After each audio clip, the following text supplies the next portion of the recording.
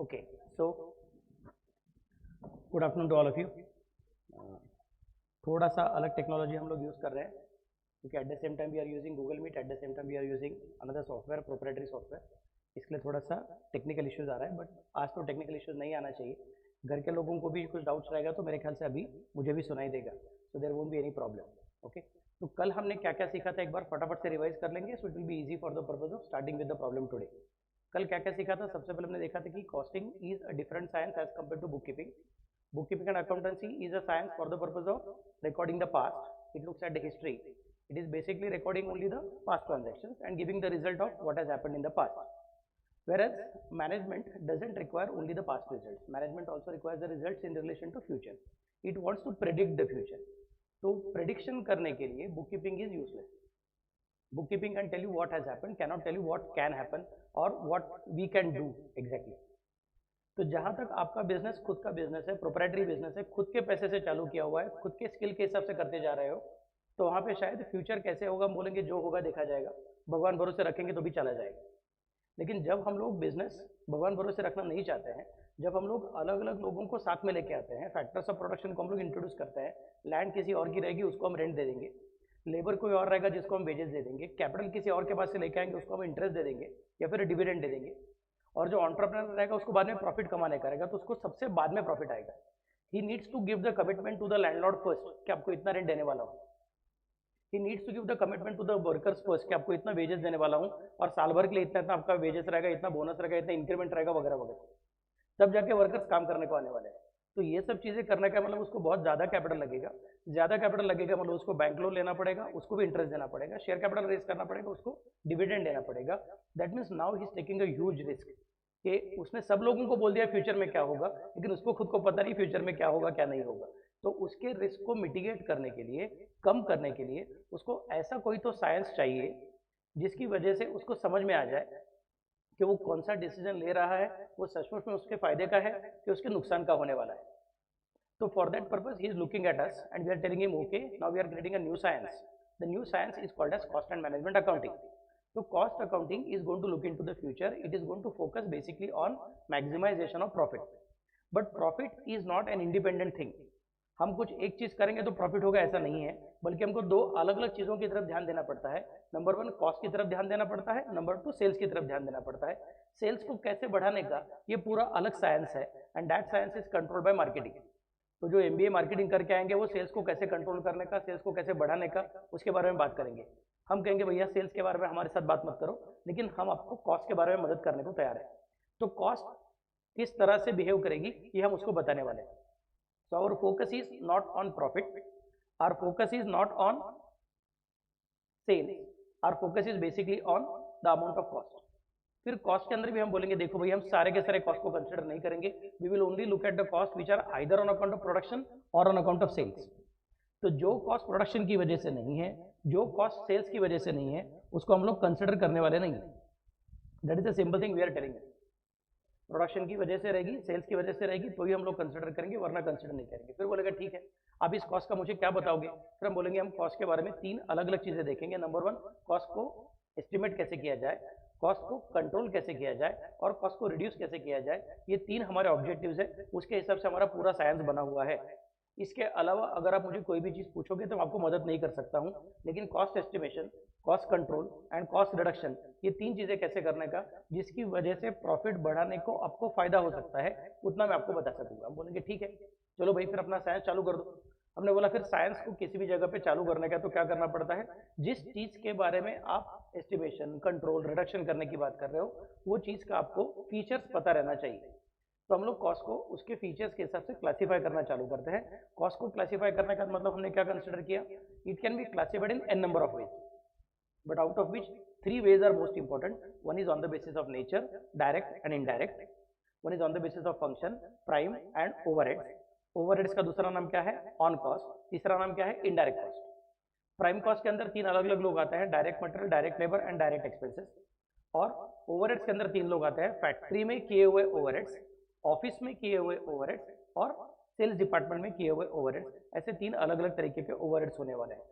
फिर उसके बाद में आता है नेक्स्ट पॉइंट कि सर तीसरा क्लासिफिकेशन कौन सा रहेगा। तीसरा classification is on the basis of behaviour. तो on the basis of behaviour it can be called as fixed cost और it can also be called as variable cost. Number of units बढ़ गया, cost बढ़ गया। Number of units कम हो गया, cost कम हो गया, हम बोलेंगे वेरिएबल कॉस्ट है। नंबर ऑफ यूनिट्स बढ़ने दो नहीं तो कम होने दो, कॉस्ट को फर्क नहीं पड़ेगा, हम बोलेंगे कौन सा कॉस्ट है, फिक्स्ड कॉस्ट है। ये अलग अलग पॉइंट्स हमने कॉस्ट के बिहेवियर के बारे में, कॉस्ट के नेचर के बारे में, कॉस्ट के फंक्शन के बारे में, फीचर्स को देखते हुए समझ के लिए देन वी डिसाइडेड दैट चलो भाई सबसे पहले क्या करेंगे, कॉस्ट को हम लोग एक के नीचे एक लिखना चालू करेंगे।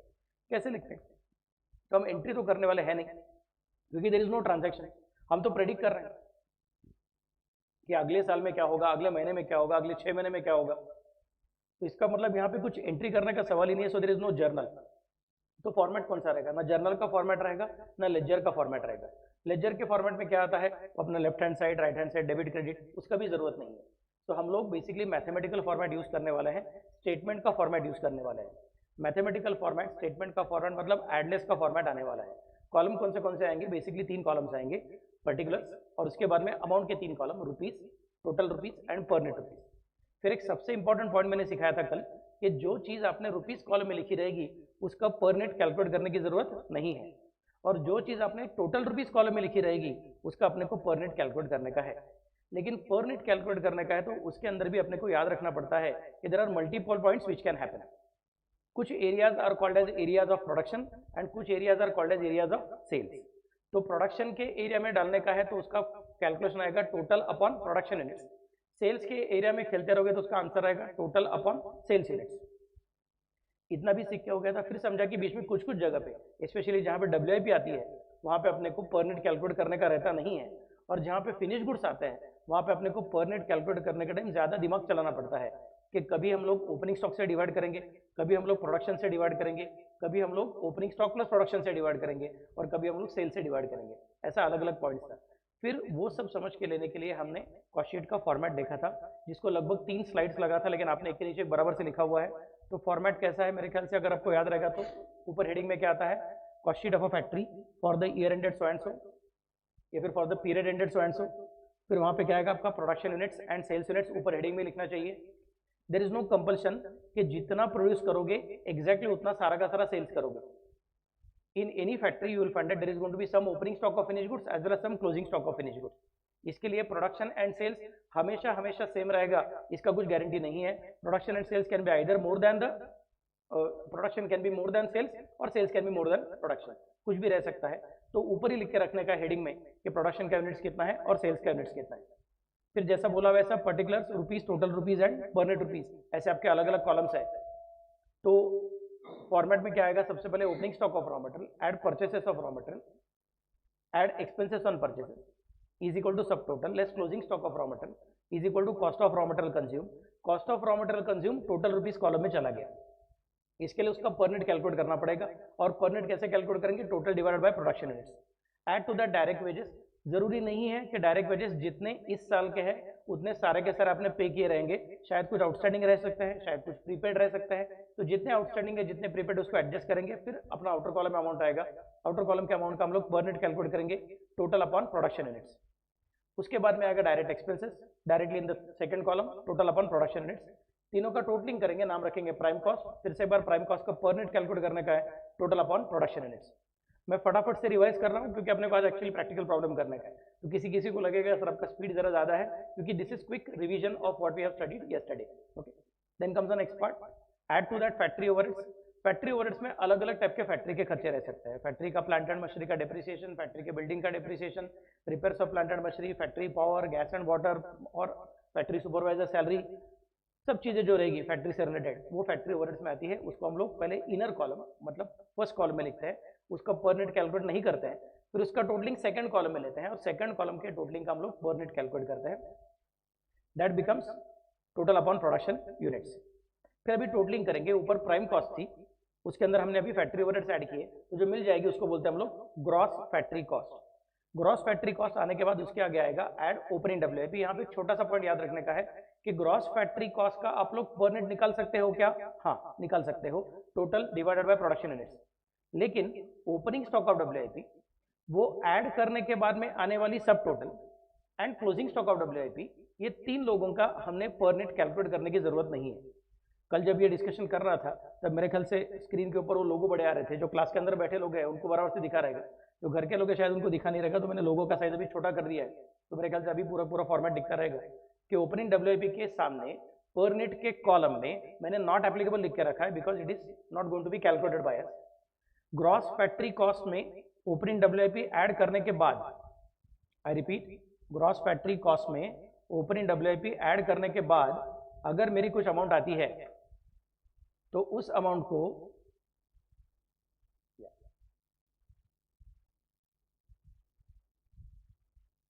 ये जो सब टोटल की अमाउंट है इसका भी मैं पर यूनिट कैलकुलेट करता नहीं हूं, वहां पे भी नॉट एप्लीकेबल लिखा हुआ है।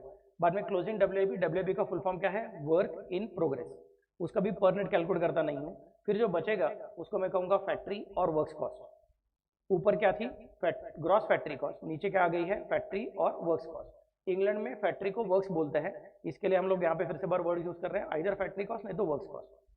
तो अभी भी हम लोग प्रोडक्शन के एरिया में ही डांस कर रहे हैं, that's why we can specify it is total divided by production units. फिर उसके बाद में 4 स्पेशल लोग हैं जिनका जगह चेंज करना अलाउड नहीं है, जिनका नाम भी चेंज करने के लिए अपने को बराबर से याद रखने का है। पहला कौन है, क्वालिटी कंट्रोल, दूसरा कौन है, R&D, तीसरा कौन है, administration overheads relating to production activity, और चौथा कौन है आपका, प्राइमरी पैकिंग। कल मैंने आपको 2 अलग अलग पैकिंग सिखाए थे, एक का नाम था प्राइमरी पैकिंग, दूसरे का नाम था सेकेंडरी पैकिंग। प्राइमरी पैकिंग मतलब क्या, एग्जांपल कौन सा याद रखने का, पार्ले जी का बिस्किट का जिस तरह से पैकिंग आता है येलो कलर रेड कलर का, वो क्या है, प्राइमरी पैकिंग है।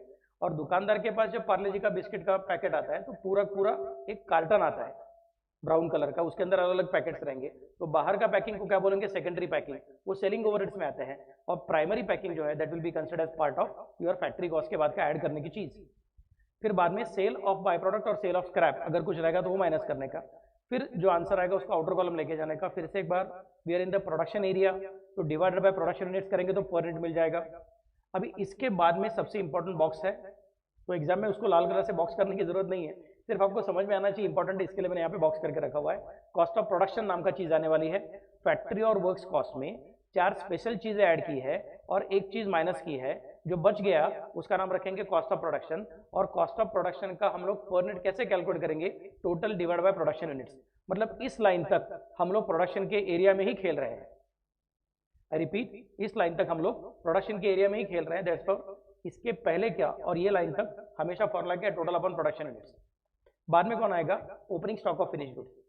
आप खुद सोच के देखो, हमने ऊपर हेडिंग क्या लिखा था, हेडिंग लिखा था cost sheet of the factory for the year ended so and सो, मतलब इस साल में जो हमने बनाया है उसका हम लोग कॉस्ट शीट बना रहे हैं। तो ये जो हमारा प्रोडक्शन कॉस्ट है वो इस साल में किया हुआ मटेरियल, इस साल में किया हुआ लेबर, इस साल का फैक्ट्री ओवरहेड, ये सब चीजों का खर्चा बन के बनने वाली चीज है। और opening stock of finish goods, इसका मतलब जो करंट ईयर में नहीं बनाया था, पिछले साल बना के रखा था, उसके हिसाब से बनी हुई चीज है, मतलब उसको हम लोग अपने प्रोडक्शन यूनिट से डिवाइड नहीं कर सकते हैं।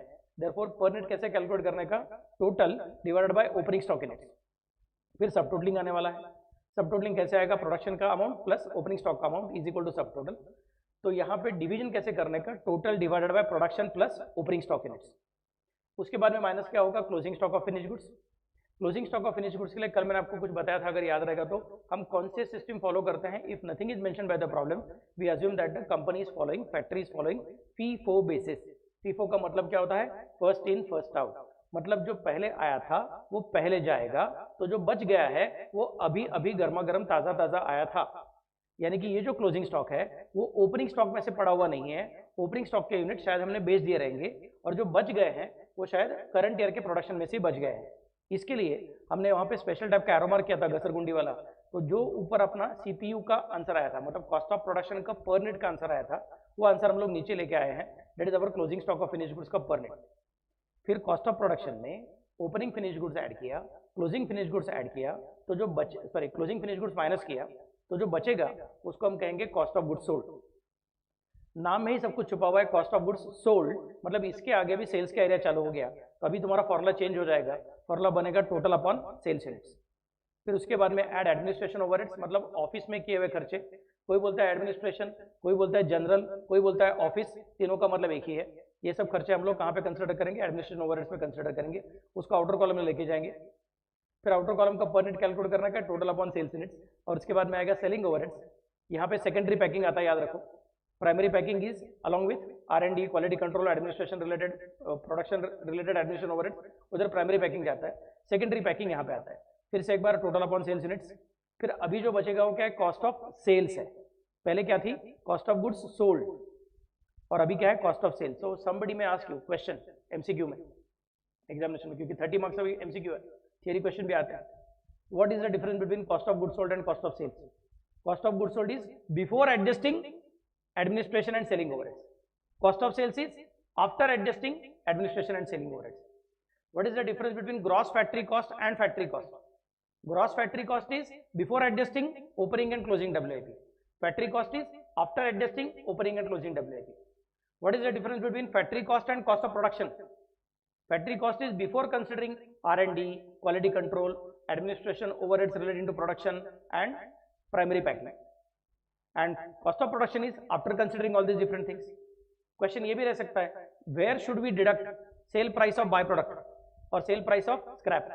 हम बोलेंगे it should be deducted from the combined amount of R&D, quality control, administration overheads related to production and primary packing.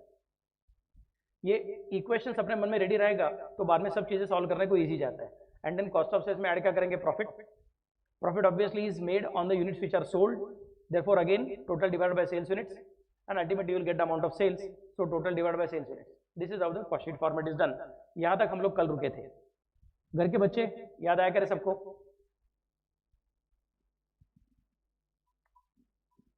कोई तो बोलो, so that I can go ahead. Yes, sir. Okay, very good, thank you.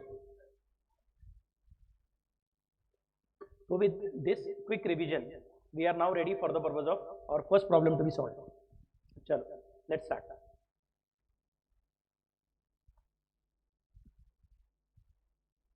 आपको text book दिया हुआ है मैंने। जो लोगों ने अभी तक मेरे पास से टेक्स्ट बुक लिया हुआ नहीं है, क्लास को आया नहीं यहाँ पे, वो लोग स्क्रीन के ऊपर प्रॉब्लम को देख सकते हैं।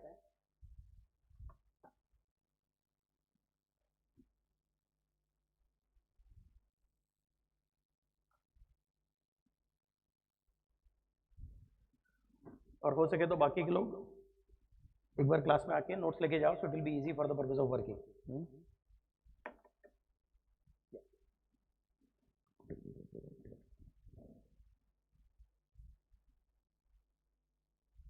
वो भी लगा दीजिए, दोनों लगा दीजिए। Thank you. Okay,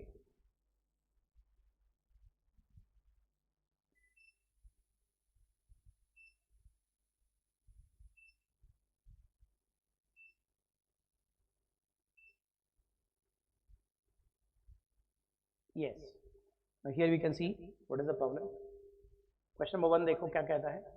the books of Adarsh manufacturing company present the following data for the month of April.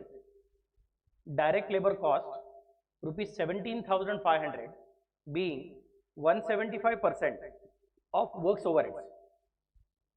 Cost of goods sold excluding administrative expenses rupees 56,000. Inventory accounts showed the following opening and closing balances. Raw materials, WIP, finished goods. Selling expenses, general and administration expenses and sales for the month are 75,000. You are required to find out the value of materials purchased. Prepare a statement showing the various elements of cost and also the amount of profit earned. So they have asked us to prepare two different statements. पहले क्या पूछा उन्होंने अपने को, find out the value of materials purchased, और बाद में बोल रहे prepare a cost statement showing the various elements of cost and also the profits earned. पहला प्रॉब्लम है, लेकिन पहले प्रॉब्लम में अपने को उन्होंने अलग अलग छोटे छोटे पॉइंट्स अच्छे से कंसिडर किए हुए। What are the things which I would like you to concentrate first on. सबसे पहले अपने को याद रखना पड़ेगा कि प्रॉब्लम कह रहा है इन the books of Adarsh manufacturing company अपने को खेलने का है। सो हेडिंग जब आने वाला है तब हमको याद रखना पड़ेगा it should be in the books of और cost sheet of Adarsh manufacturing company. ये पहला पॉइंट रहने वाला है। Present the following data for the month of April, बाबा लोग बेबी लोग, month of April. So this is not a cost sheet for the year ended, this is a cost sheet for the month of April.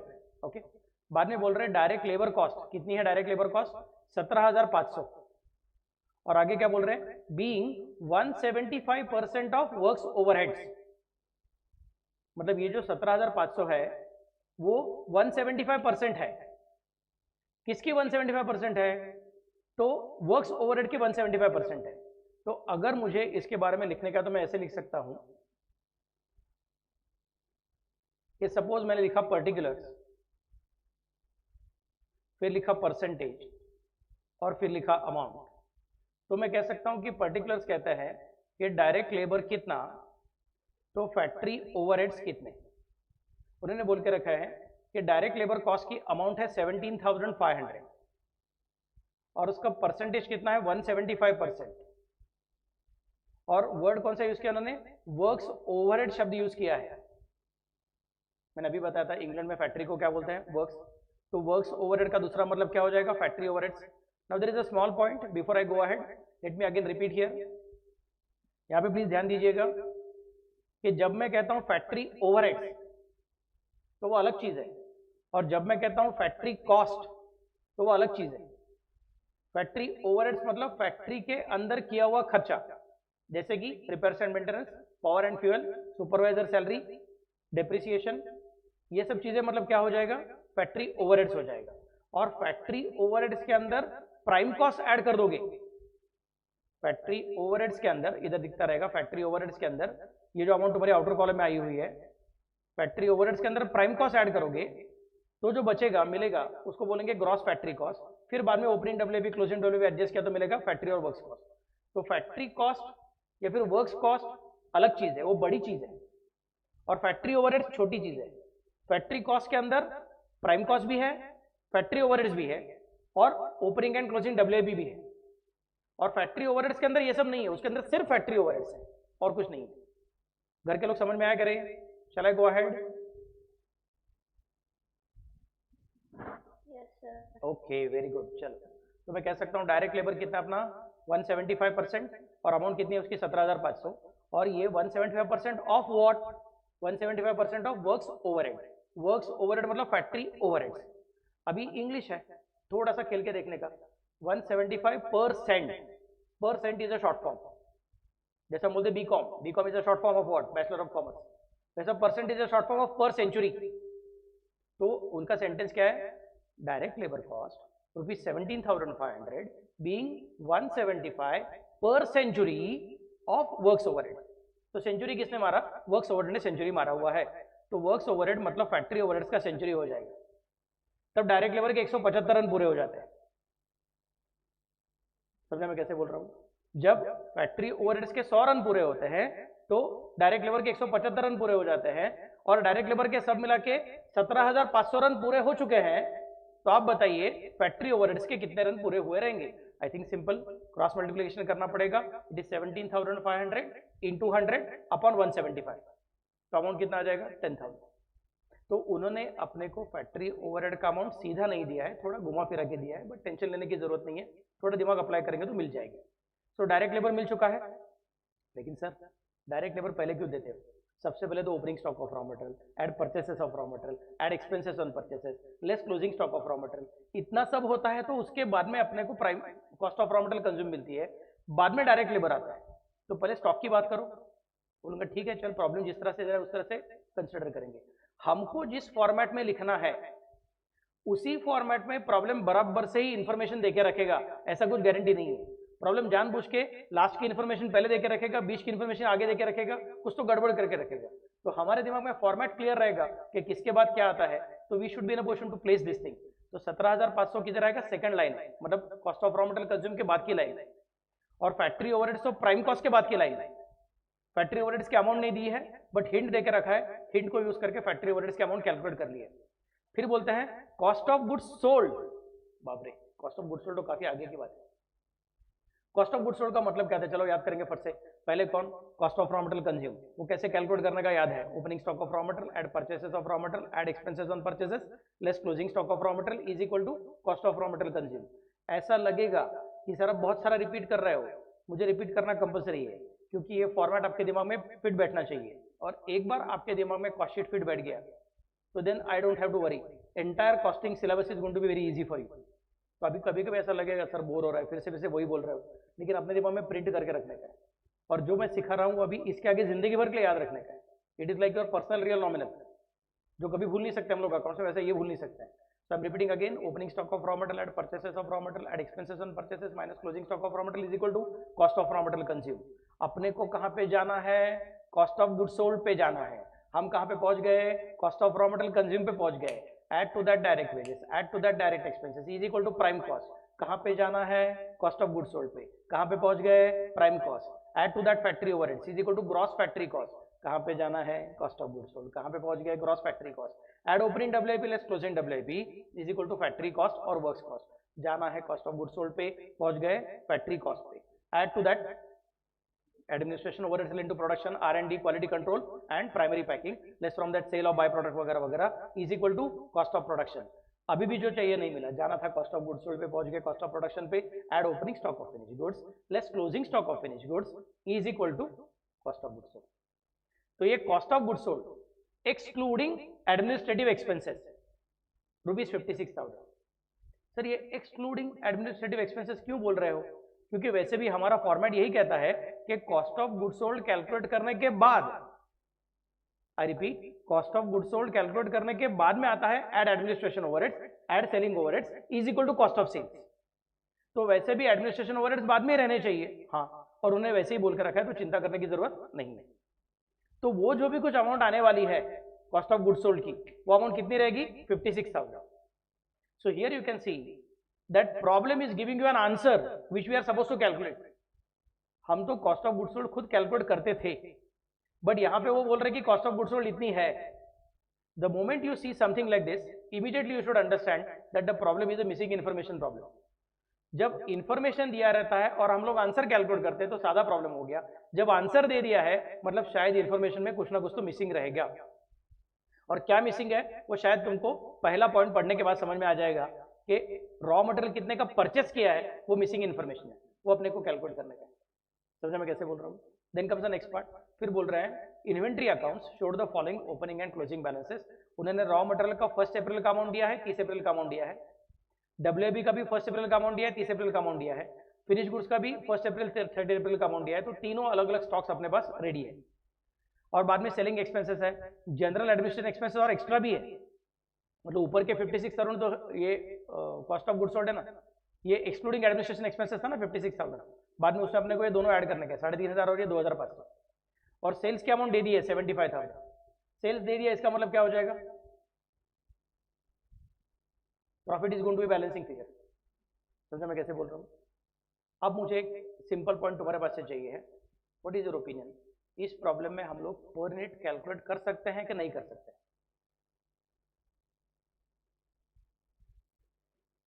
घर के लोग आपने बताया तो भी चलेगा.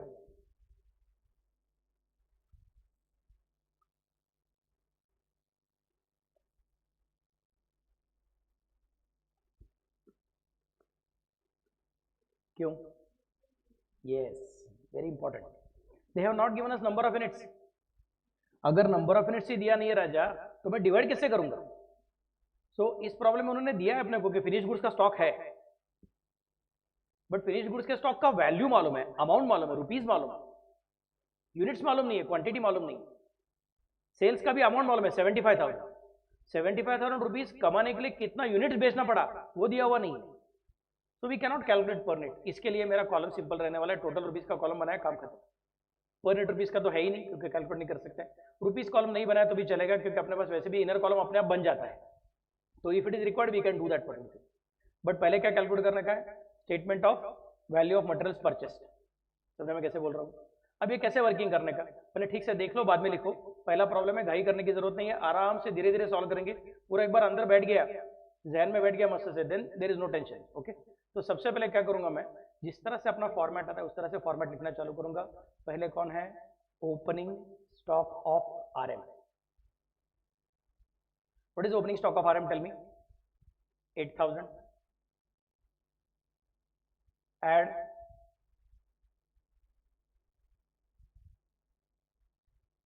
Purchases of RM. सर वही तो कैलकुलेट करना है. यस, तो let us keep it pending. मेरे ख्याल से उन्होंने carriage inward, expenses on purchases, loading unloading ऐसा कुछ दिया हुआ नहीं है, तो लिखने की जरूरत नहीं है. फिर बाद में क्या करेंगे, यहाँ पे सब टोटल आ जाएगी. कितनी है सब टोटल पता नहीं, late us keep it pending. उसके बाद में आएगा less closing stock of RM. And what is the closing stock of RM? 10,600। जो बचेगा उसको हम कहेंगे कॉस्ट ऑफ RM कंज्यूम। कितनी है कॉस्ट ऑफ RM कंज्यूम? मालूम नहीं, छोड़ देंगे। Next part, add to that direct wages. What is amount of direct wages? हमको पता था 17,500, सॉरी डायरेक्ट वेजेस की अमाउंट कितनी है अपनी? 17,500 है।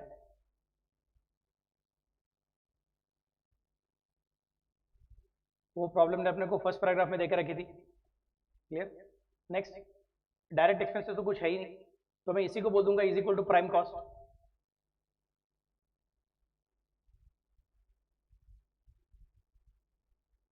कितनी आपकी प्राइम कॉस्ट पता नहीं, छोड़ देंगे। Add to that factory overheads.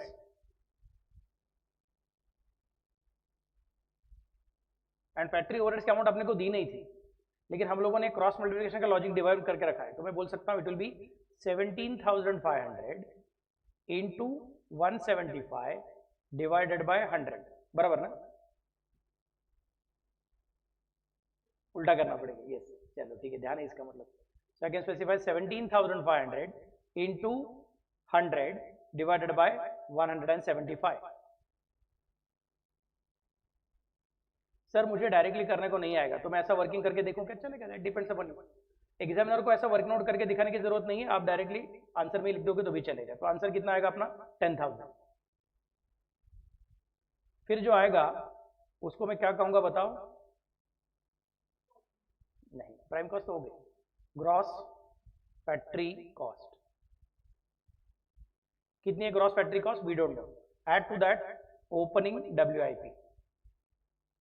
What is amount of opening WIP? Problem ने दिया हुआ है अपने को 10,500। So I write it here 10,500। सब टोटलिंग आएगी कुछ ना कुछ, तो कितनी है पता नहीं, छोड़ देंगे। Less from that closing WIP। कितना है क्लोजिंग WIP? 14,500। नेक्स्ट, फिर जो बचेगा उसको मैं कहूंगा फैक्ट्री कॉस्ट। अब एक्चुअली स्पीकिंग मुझे इसके आगे क्या करना है?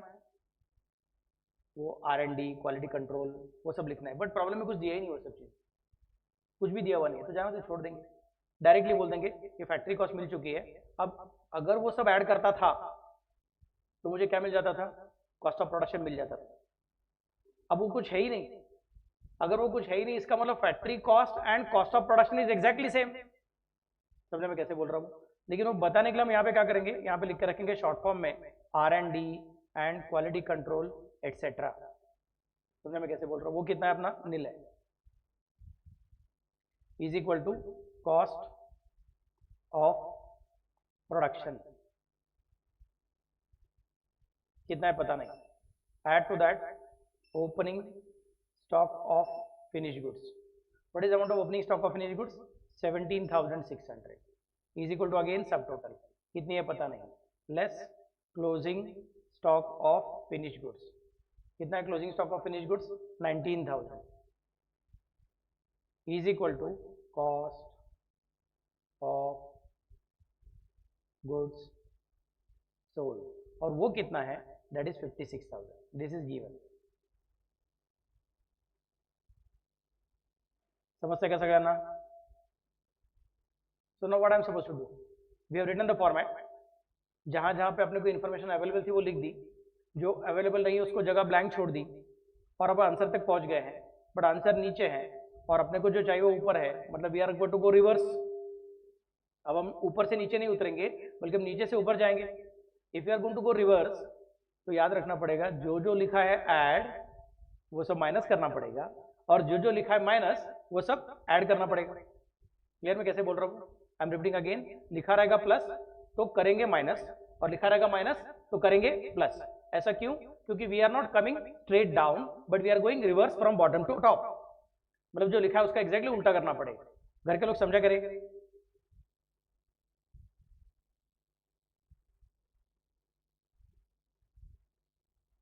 Yes sir. Okay very good, चलो फटाफट से कर लो, पहले पूरा कर लो इतना format.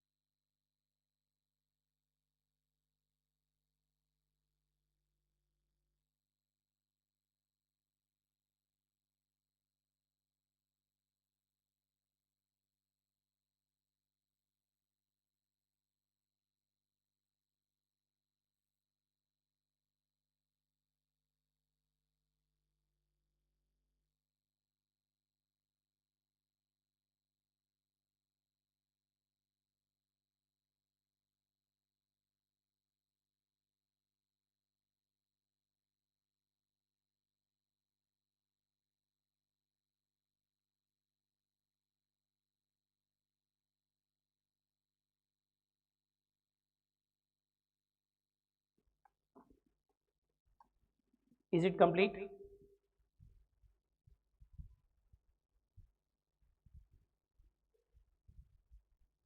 Shall I go ahead now? चलिए कर लो. ओके, सिद्धांत करते करे बड़ा. ओ sir. Okay good.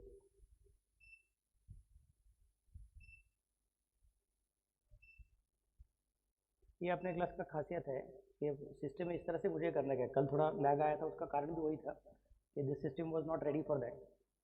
But we don't want to make it online, मतलब टू बेट. ऑनलाइन मतलब तुमको एक क्लास में जैसा डाउट पूछने को मिलता है वैसा करने को आना चाहिए.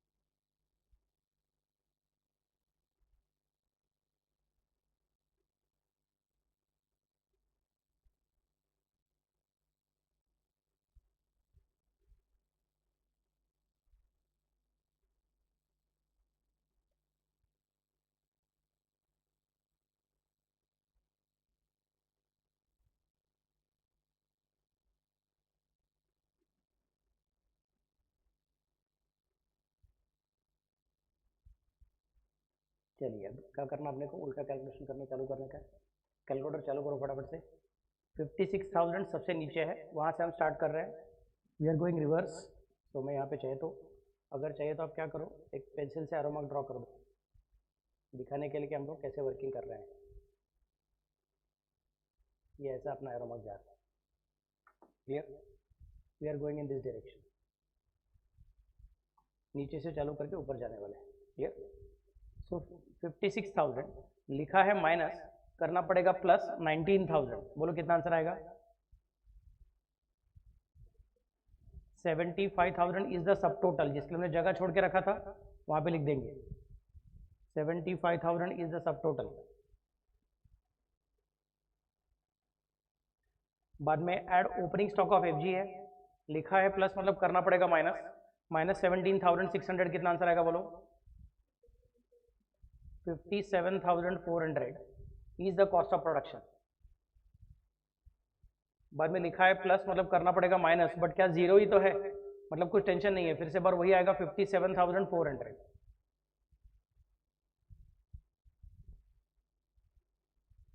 फिर 57,400 लिखा है माइनस, लेकिन करना पड़ेगा प्लस. कितना है वो? 14,500. तो आंसर कितना आएगा? 71,900. 71,900 लिखा है प्लस मतलब करना पड़ेगा माइनस 10,500. बोलो कितना करना पड़ेगा? 61,400. 61,400 लिखा है प्लस मतलब करना पड़ेगा माइनस 10,000. 51,400. 51,400 लिखा है प्लस करना पड़ेगा माइनस 17,500.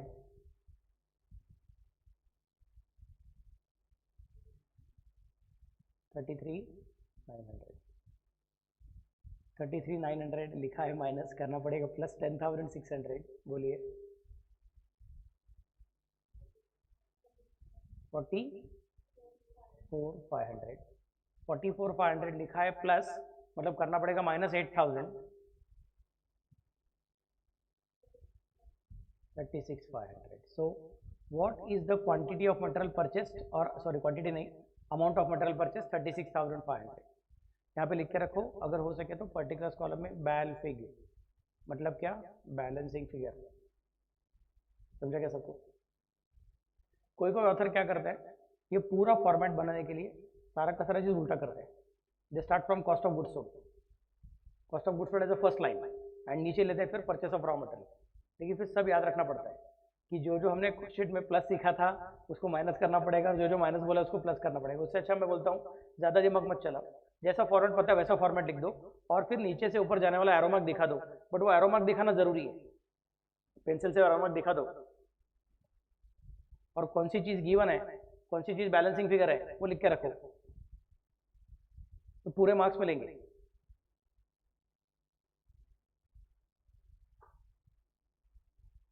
अभी क्या पूरा हो गया अपना, पहला क्वेश्चन पूरा हो गया। What is that? Find out the value of material purchase, that is first complete.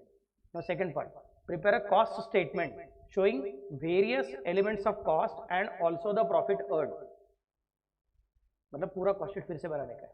Sir अब भी एक बार बना के हो गया, इसके आगे लिख दो ना, कॉस्ट ऑफ गुड्स सोल्ड के आगे add general overheads add selling overheads क्या है वो, is equal to cost of sales add profit is equal to sales.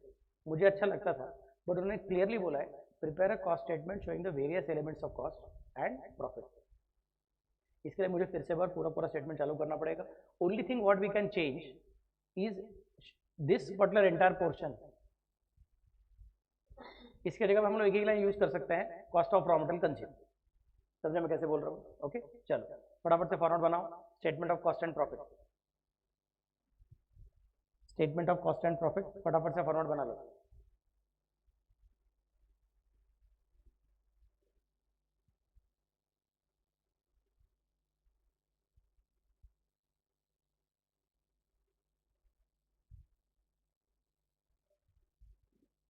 दो ही कॉलम्स है, पर्टिकुलर स्टैंड अमाउंट। ओके चलो सबसे पहले क्या आएगा, cost of raw material consume.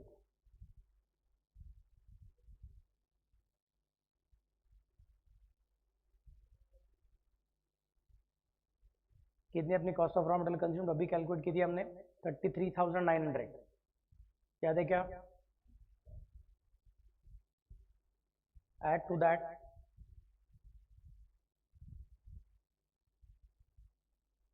Direct wages जिसकी रकम है 17,500।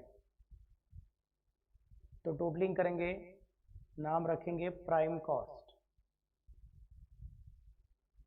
प्राइम कॉस्ट हमने कैलकुलेट की थी अभी अभी गर्मा गर्म ताजी ताजी 51,400। चल write it here 51,400। Add to that prime cost के बाद में कौन आता है, add to that factory overheads. Factory overheads की अमाउंट आपको याद है, आपने 10,000 कैलकुलेट की थी, वो स्पेशल वर्किंग था अपना। तो टोटलिंग करेंगे, नाम रखेंगे ग्रॉस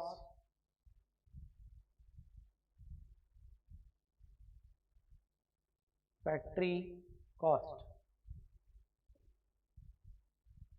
अमाउंट कितनी है, 61,400। Add to that opening WIP का अमाउंट है 10,500। सब टोटलिंग करो, कितना आपका सब totalling 71,900। Less from that closing WIP, closing WIP की रकम थी 14,500। जो बचेगा उसको हम कहेंगे फैक्ट्री और वर्क्स कॉस्ट। कितनी आपकी फैक्ट्री और वर्क्स कॉस्ट की अमाउंट 57,400।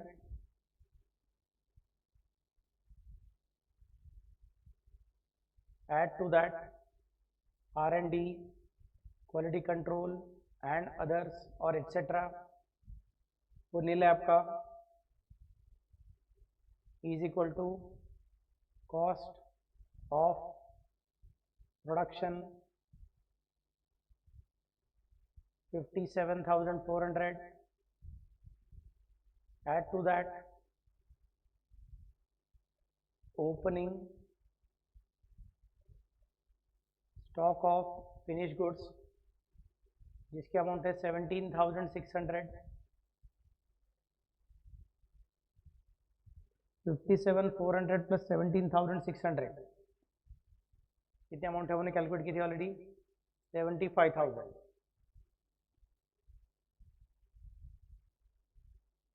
वो सब टोटल है, नाम लिखने का जरूरत नहीं है। Less closing stock of FG जिसकी रकम है ₹19,000,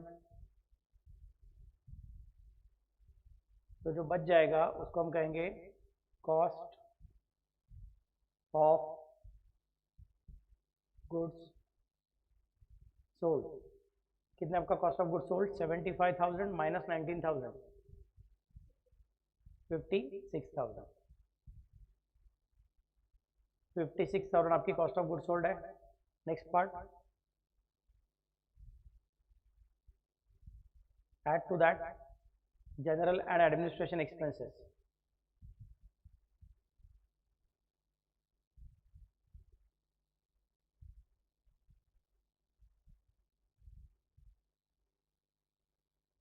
जनरल एंड एडमिनिस्ट्रेशन एक्सपेंस का अमाउंट कितना है? 2,500।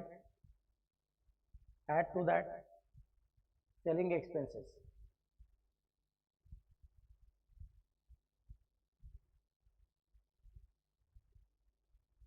सेलिंग एक्सपेंसेस का अमाउंट कितनी है? 3,500। तो टोटलिंग करेंगे, नाम रखेंगे कॉस्ट ऑफ सेल्स। 56 प्लस 2 मतलब 58 प्लस 3 मतलब कितना रहे? 61 प्लस ये 1 मतलब 62 ना, 62,000 cost of sales. Add to that profit. Profit कितना है पता नहीं, क्या लिखेंगे ब्रैकेट में? बैल फिग मतलब क्या रहे? Balancing figure is equal to sales. और सेल्स की रकम कितनी है अपनी? 75,000। कहाँ से आया? प्रॉब्लम में दिया हुआ है। तो balancing figure is the amount of profit which must be how much? 13,000 ना। चल फटाफट से कर लो, घर के लोग एक बार देख लो, मैं यहाँ से स्क्रीन पर से हट जाता हूँ, आप देख लो।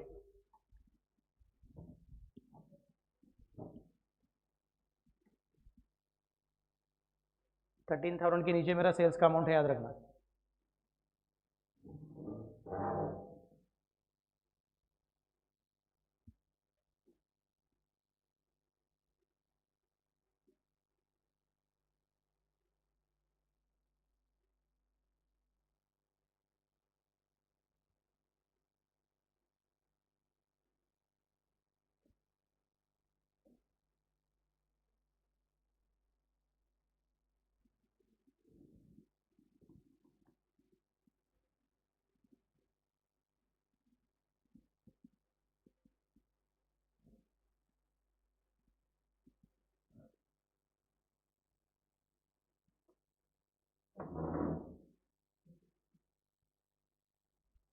चलिए,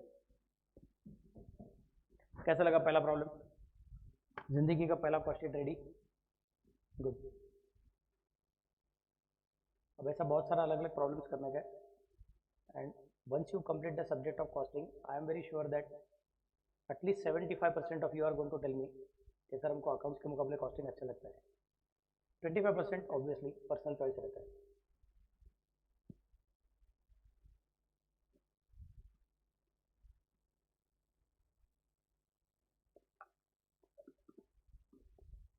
लेकिन कॉस्टिंग का डर लगता है, कॉस्टिंग से हेटरेड है, ऐसा तो किसी भी हालत में नहीं होगा। It's beautiful science, lovely science. It is going to help all businessman to do the business properly. कल शायद तुम में से भी किसी ने बिजनेस करना को चालू किया तो तुमको भी समझेगा कि क्या करने का है, कैसे नहीं करने का है। ओके चलो, और एक छोटा प्रॉब्लम करेंगे, फिर आगे ब्रेक लेंगे। क्वेश्चन नंबर 2, अच्छा क्वेश्चन है।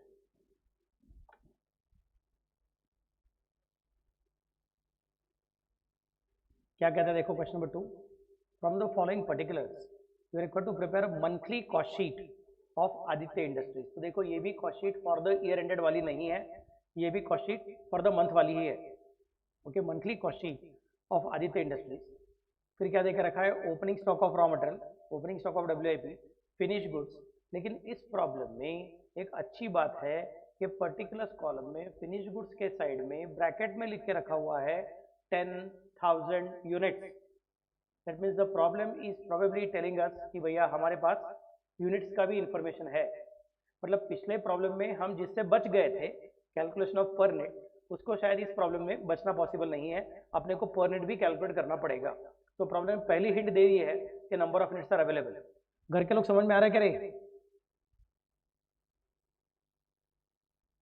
Yes sir. ओके नेक्स्ट, फिर closing inventory, raw material, WIP, finish goods. लेकिन सर फिनिश गुड्स का देखो अभी उन्होंने यूनिट्स दिया ही नहीं है। मैं बोलूँगा यूनिट्स भी दिया नहीं है, और ठीक से देखोगे तो समझेगा अमाउंट भी दी हुई नहीं है, अमाउंट के वहाँ पे भी क्वेश्चन मार्क करके रखा है। मतलब closing stock of finish goods का अमाउंट हमको कैलकुलेट करना है। सर हम कैसे कैलकुलेट करेंगे? लगता है ये भी मिसिंग इन्फॉर्मेशन का प्रॉब्लम है। नहीं, वैसी बात नहीं है। Closing stock of finish goods के लिए आपको याद रहेगा तो हम लोग ऊपर से नीचे घसरगुंडी करके आते हैं।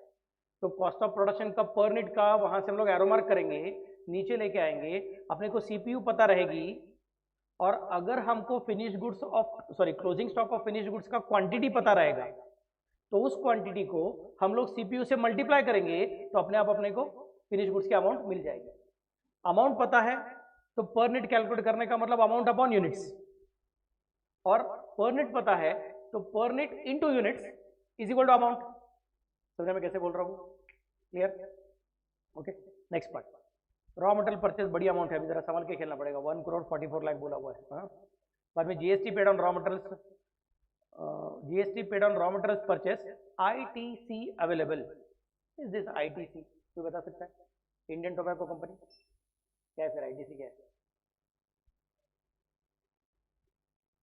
है कोई माइका लाल, नहीं तो लाली, जो बता सकेगी? घर के लोग कोई गेस कर सकेगा व्हाट इज ITC अवेलेबल? अच्छा पॉइंट है। Income tax? No, it's not income tax, not income tax.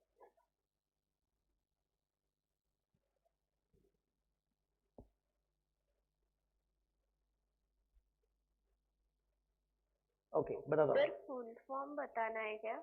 हाँ, अगर फुल फॉर्म बता सको तो उतना भी काफी। बता दिया अभी। Sorry, income tax full form नहीं है उसका, वो तो शॉर्ट शॉर्ट है। चलो बता दो। ITC का फॉर्म फुल फॉर्म पूछा क्या आपने? वो तो अभी आपने बताया कि नहीं, मैंने बताया नहीं full form. Income tax is not a full form. Okay, उसका फुल फॉर्म है इनपुट। इंडियन टोबैको कंपनी अभी बताया। अरे नहीं मेरे बच्चे, वो फुल फॉर्म नहीं है, मैं चिढ़ा रहा था। उसका फुल फॉर्म बनता है okay sir, input tax credit, ITC। सुनने में कैसे बोल रहा हूँ? So what are they telling you? ITC available, ऐसा बोल रहे हैं वो लोग अपने को। वो बोल रहे हैं ITC अवेलेबल। इसका मतलब क्या है सर? ठीक है, since you are not knowing the basic name itself, it's obvious that आपको कंसेप्ट भी पता नहीं है। तो अभी कॉस्ट शीट मैं शायद ब्रेक के बाद में सॉल्व करूंगा। पहले इनपुट टैक्स क्रेडिट का कंसेप्ट क्या बता के रखता हूँ, क्योंकि इंपॉर्टेंट है not only for this problem but for many problems to come in cost sheet, and at the same time it is very important for a subject called as GST, जो आपको वैभव sir सिखाने वाले हैं। तो GST में पूरा अलग चीज आता है, तब सर और डिटेल में बताएंगे from the view point of law. अब मैं उसको कॉस्टिंग के पॉइंट ऑफ व्यू से जितना इंपॉर्टेंट है उतना बता के रखता हूँ। What is the idea of GST और GST इनपुट टैक्स क्रेडिट कैसे होता है। मेरे ख्याल से 11वीं में जब भी आप लोगों ने परचेसेस का ट्रांजैक्शन किया था, जर्नल परचेस करो, सेल्स का एंट्री करो, तो आपको कभी कभी वो साथ में बोलते थे कि 18% GST है। तो आप क्या कंसिडर करते थे? परचेस किया रहेगा तो आपका एंट्री रहता था हमेशा, इधर लिखता हूँ बाद में करप्ट कर दूंगा, purchases account debit, input CGST account debit, input SGST account debit,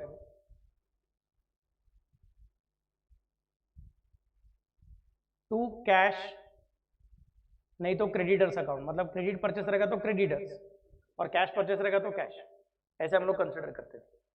और अगर सेल्स रहेगा, सेल्स, तो एंट्री क्या होता था अपना? कैश अकाउंट डेबिट और debtors account debit. Cash sales रहेगा तो cash account debit, cash is coming in, और क्रेडिट सेल्स रहेगा तो customer is the receiver, debit the receiver, तो कस्टमर मतलब debtor account debit to sales account, to output CGST, to output SGST। ऐसे कुछ तो आपको सिखाया था अगर याद रहेगा तो 11वीं में। तो ये जो अपना इनपुट CGST है उसको हम लोग बोलते हैं input tax credit available. Now try to understand how the things work. Let us take an example that there is one Mr. A and then there is Mr. B and then there is Mr. C. ठीक से समझेगा मैं क्या बोल रहा हूँ. Mister A ने suppose 100 रुपए का रॉ मटेरियल या फिर 100 रुपए का कोई ना कोई चीज बनाया और उसके ऊपर उसने उसका खुद का लेबर का खर्चा ऐड किया 50 रुपया, तो हो गया सपोज वो 150 रुपीज अभी टोटल. उसमें उस राजा ने 50 रुपए का खुद का प्रॉफिट ऐड किया, तो हो गया उसका 200 रुपए का सेलिंग प्राइस. 200 रुपए का सेलिंग प्राइस हो जाएगा तो गवर्नमेंट बोलेगी सर 200 रुपए डायरेक्टली कस्टमर के से वसूल नहीं करने का, आपको कस्टमर के पास से साथ में 36 रुपया एक्स्ट्रा वसूल करने का है. 18 रुपया फॉर सॉरी कितना 18% है ना, मतलब यस 18 रुपया किसके लिए आएगा आपका CGST और 18 रुपये किसके लिए आएगा SGST. मतलब वो बोलेगा सर मैं आपके पास से 36 रुपये एक्स्ट्रा वसूल करने वाला हूँ, 18 रुपये CGST 18 रुपये SGST 236 में बेचूंगा. किसको बेच रहा है वो? मिस्टर ए बी को बेच रहा है और बाद में बी सी को बेचने वाला है. I hope you can see the chain now. A ने खुद बनाया, बी को बेचा, बी अभी किसको आगे करेगा? सी को दे देगा. तो मिस्टर बी क्या कहेगा बोलो? मिस्टर बी के लिए परचेस प्राइस कितनी है बताओ. What is the purchase price for mister B? 200 के 236 के 150 के 100. ओके घर के लोग आपको क्या लगता है? What is the purchase price for mister B? 236. Manas मैंने आपके सामने एक्चुअली एंट्री लिख के रखा है, परचेस का एंट्री क्या है, सेल्स का एंट्री क्या है. अगर आप दिमाग चलाओगे आपको समझेगा कि परचेस अकाउंट डेबिट कितना हो जाएगा 200, इनपुट CGST कितना 18, इनपुट SGST कितना 18 एंड टू कैश और क्रेडिटर्स अकाउंट कितना 236. मतलब परचेस में कितना जाएगा? 200 जाएगा. याद रखो वो जो एक्स्ट्रा 36 रुपये पे कर रहे हो या फिर एक्स्ट्रा 36 रुपये पे करने का वादा कर रहे हो, वो एक्स्ट्रा 36 रुपया हम लोग परचेस अकाउंट में ऐड नहीं करेंगे, उसको हम लोग अलग अकाउंट बनाएंगे, उसका नाम रखेंगे input GST, input CGST, input SGST या फिर इनपुट GST, ऐसा उसका अकाउंट बना के रखेंगे. समझा मैं कैसे बोल रहा हूँ? मतलब मुझे याद रखना पड़ेगा कि मिस्टर बी के लिए प्राइस कितना है 200, 236 नहीं है सर. 36 रुपया पॉकेट से गया ना? हाँ गया, सच्ची बात. तो वो गायब हो गया क्या? नहीं, वो अलग अकाउंट में जाके पड़ा हुआ है. उस अलग अकाउंट का नाम क्या है? Input CGST, input SGST. अब वो वहीं पे बैलेंस करके पड़ा हुआ है. समझे मैं कैसे बोल रहा हूँ? Then comes the next part. अब वो बोलेगा मेरा खुद का खर्चा कितना है? मेरा खुद का खर्चा लेटर से 50 रुपया है, तो अमाउंट कितनी हो जाएगी? 250 हो जाएगी. फिर मेरा खुद का प्रॉफिट कितना है? मेरा प्रॉफिट भी 50 रुपया है. जस्ट एग्जाम्पल कंसिडर करो, सिंपल एग्जाम्पल. तो टोटल सेलिंग प्राइस कितनी हो जाएगी? 300. वो गवर्नमेंट को बोलेगा गवर्नमेंट मैं इसको 300 रुपये में बेचता हूँ सी को. गवर्नमेंट बोलेगा नहीं तू GST का डीलर है ना राजा, तो जरा संभल के, तुझे भी 18% टैक्स कलेक्ट करना पड़ेगा. मतलब उसको 54 रुपीज का टैक्स कलेक्ट करना पड़ेगा. 54 कहाँ से आया? 18% ऑफ 300, 18 3 54, 18 3 54. इसका मतलब 54 मतलब कितना? 27 rupees CGST and 27 rupees SGST. तभी वो मिस्टर सी के वैसे कितना वसूल करेगा? 354 वसूल करेगा. समझा मैं कैसे बोल रहा हूँ? अब मुझे ठीक से बताओ कि मिस्टर सी के लिए परचेस प्राइस कितनी है? घर के लोग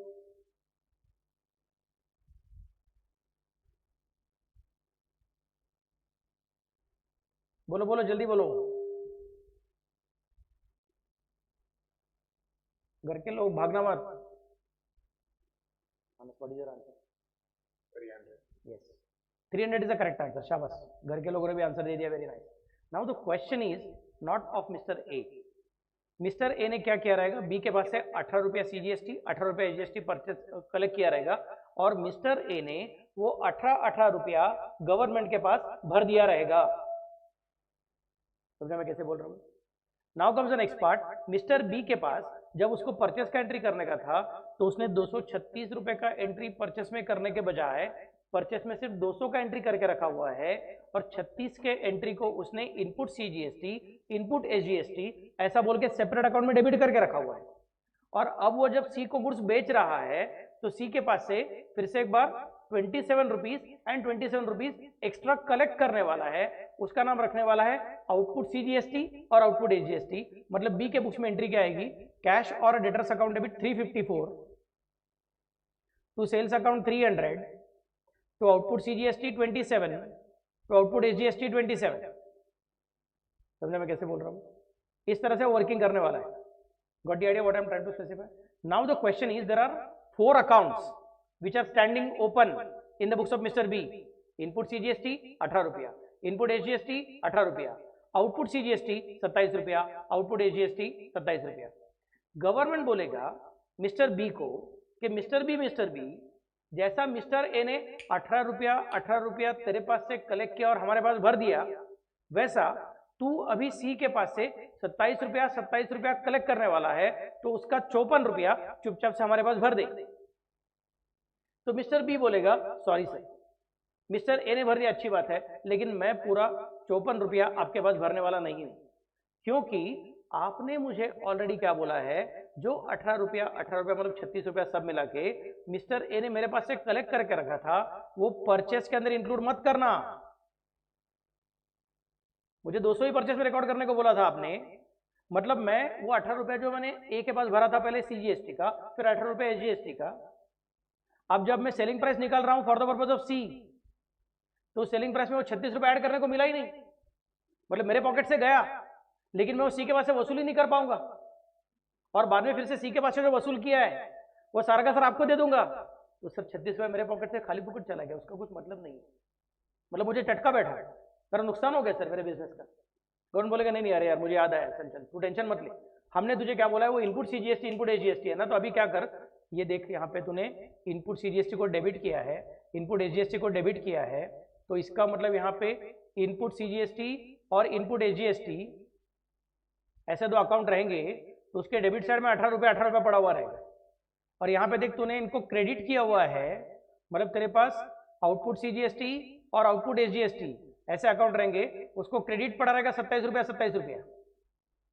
इधर 27 क्रेडिट पेंडिंग, उधर 18 डेबिट पेंडिंग। अब तू क्या कर मालूम है क्या, ये इनपुट CGST है ना राजा, उसको बंद कर दे 18 रुपए को, और उसको ट्रांसफर करके इधर आउटपुट CGST के डेबिट, तो इनपुट CGST अकाउंट बंद हो जाएगा, और इनपुट SGST अकाउंट है ना, उसको भी यहां से बंद करके ट्रांसफर कर दे किधर, तू यहां से ट्रांसफर करके मस्त से तू आउटपुट CGST में डाल दे 18 रुपया, तो ये भी बंद हो जाएगा। तो इनपुट क्रेडिट का अकाउंट बंद हो गया, इनपुट CGST इनपुट SGST का अकाउंट बंद हो गए, और ये अकाउंट अभी तक बंद नहीं हुआ है। 27 क्रेडिट 18 डेबिट मतलब 9 का डिफरेंस बाकी है, 27 क्रेडिट 18 डेबिट मतलब 9 का डिफरेंस बाकी है। फिर गवर्नमेंट बोलेगी मिस्टर बी को अब ये 9 रुपया चुपचाप से हमारे पास भर दे। फिर मिस्टर बी क्या करेगा, सी के पास से 27 कलेक्ट करेगा, लेकिन गवर्नमेंट को कितना दे देगा, 9 रुपया। सी के पास से कलेक्ट कितना करेगा, 27, लेकिन गवर्नमेंट को क्या बोलेगा, अरे आपके पास मेरा 18 ऑलरेडी पड़ा हुआ है, तो अब वो कैंसिल करो, उसको एडजस्ट करो, और मैं ऊपर का 9 नहीं भर दूंगा। समझा मैं कैसे बोल रहा हूँ, what idea? So it is as good as I have paid out of 27 rupees of CGST and 27 rupees of SGST. I have already paid in advance 18 rupees in CGST and SGST. तो अब बाकी का सिर्फ balance पे कर दूंगा 9 rupees. सबको समझा मैं क्या बोल रहा हूँ? घर के लोग समझा करेंगे? Yes, sir. तो अभी what is the situation? Now you can see that government को पहले कितना मिल गया था, 18, और बाद में कितना मिला, 9, मतलब गवर्नमेंट को कितना मिला अल्टीमेटली 27, मतलब अल्टीमेटली गवर्नमेंट को सिर्फ कितना मिला, जितना सी के पॉकेट से निकाला है उतना ही गवर्नमेंट को मिला। अगर हम ऐसा नहीं करते तो गवर्नमेंट को पहले 18 मिलता था, फिर बाद में 27 मिलता था, मतलब टैक्स के ऊपर टैक्स बढ़ता था, गवर्नमेंट रिच होता था, लेकिन हम सब लोग पुअर होते जाते थे। हमने बोला ऐसा नहीं करना है, इनपुट टैक्स क्रेडिट मिलता है आपको। समझा मैं कैसे बोल रहा हूँ? अभी इसी का दूसरा मतलब कि अगर इनपुट टैक्स क्रेडिट अवेलेबल ऐसा बोला रहेगा, repeat, input tax credit available ऐसा बोला रहेगा, उसका मतलब ये 18 रुपए को 36 रुपए को हमने परचेस के कॉस्ट में इंक्लूड होने नहीं दिया। परचेस के कॉस्ट में हमने सिर्फ 200 ही कंसिडर किया। मतलब कॉस्ट शीट में जब हम cost of raw material consume वो कैलकुलेट करने के लिए purchase of raw material add करेंगे, क्योंकि फॉर्मेट क्या कहता है, फॉर्मेट कहता है opening stock of raw material add purchases of raw material. यहाँ पे देखो ना, ये अपना परचेस ऑफ रॉ मटेरियल है। समझे मैं क्या बोल रहा हूँ? तो परचेस का टाइम कौन सा अमाउंट कंसिडर करूँ, 236 कंसिडर करूँ कि 200 कंसिडर करूँ? मैं बोलूंगा इनपुट टैक्स क्रेडिट अवेलेबल रहेगा तो 200 कंसिडर करो, इनपुट टैक्स क्रेडिट अवेलेबल नहीं रहेगा तो 236 कंसिडर करो। समझा मैं कैसे बोल रहा हूँ?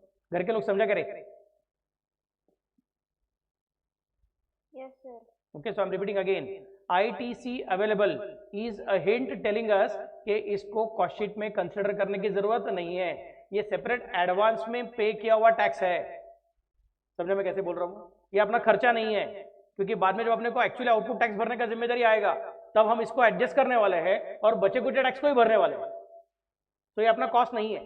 This is amount which you have paid in advance, future liability paid in advance है, वो अपना कॉस्ट नहीं है। समझे मैं क्या बोल रहा हूँ? So I am repeating again, cost sheet में इसको इंक्लूड करने की जरूरत नहीं है। समझे क्या? क्लियर मानस सर? अगर वहां पे ऐसा कुछ नहीं बोला रहता था, इनफैक्ट ऐसा बोलता था ITC not available, just example, sir ऐसा कैसे होगा? आईटीसी अवेलेबल क्यों नहीं रहेगा? उसके अलग अलग कारण है, वो आपको वैभव सर बाद में जीएसटी के लेक्चर में डिटेल में सिखाएंगे कि कौन से सिचुएशन में आईटीसी अवेलेबल नहीं होता है।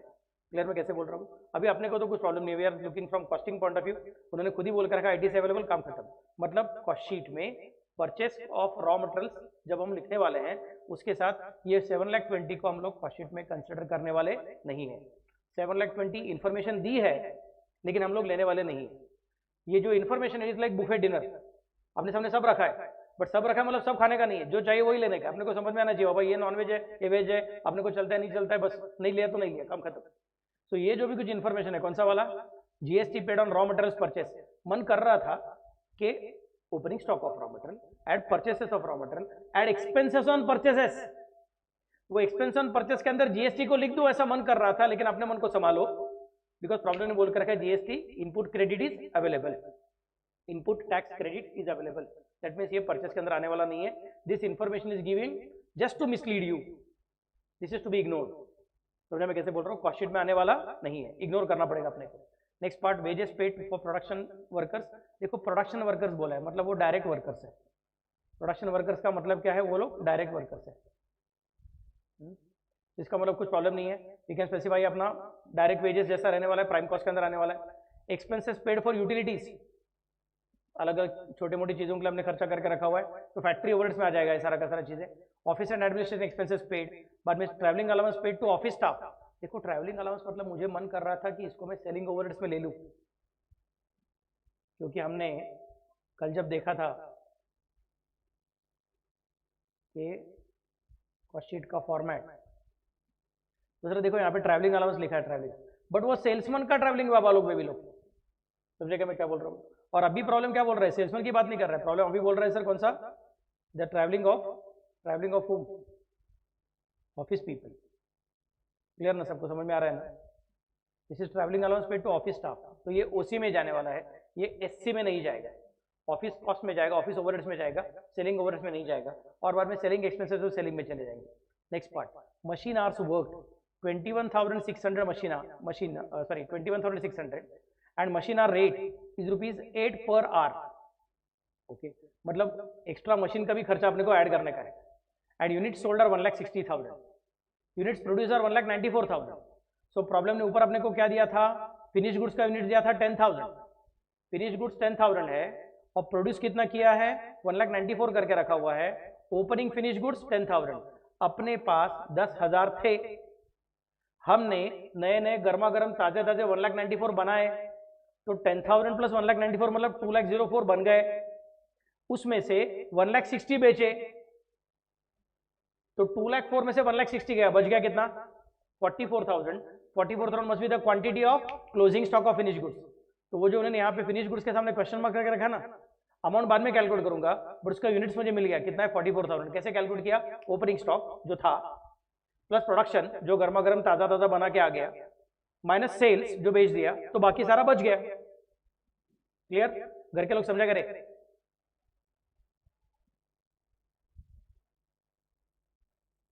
हेलो जी, हेलो, समझा क्या?